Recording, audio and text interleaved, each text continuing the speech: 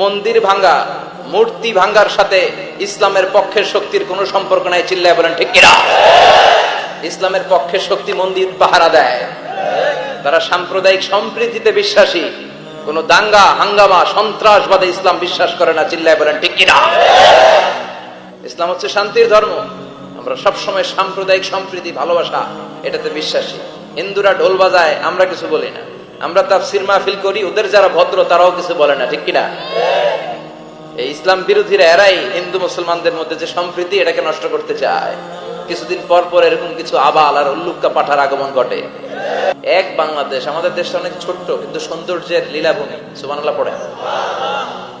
এমন কিছু নাই যে দেয় নাই। কি পাহাড়, কি সাগর, কি নদী, কি সবুজ। সমস্যা হয়েছে দুর্নীতি। সমস্যাটা কি? আমি 5.5 বছর ধরে মালয়েশিয়াতে থাকি। আল্লাহ মালয়েশিয়ার যা দিছে এর চেয়ে অনেক ঢের গুণ বেশি আমাদেরকে দিয়েছে।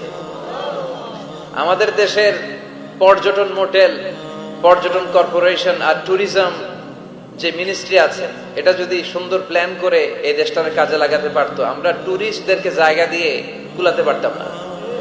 আমাদের দেশের ছেলে পেলেরা যেগুলো লেখাপড়া করে না, এগুলো কামলা দিতে যায় বিদেশ। এই দেশটারে সাজাইলে এখানে ট্যুরিজমকে দেখাশোনা করার জন্য আমাদের প্রত্যেকটা ছেলের কর্মসংস্থানের ব্যবস্থা হয়ে যেত। এগুলো নিয়ে চিন্তা নাই। এরা ঘুরতে যায় বিভিন্ন দেশে, দেশ নিয়ে চিন্তা নাই। আল্লাহ আমাদের নেতাদেরকে তুমি হেদায়েত দাও।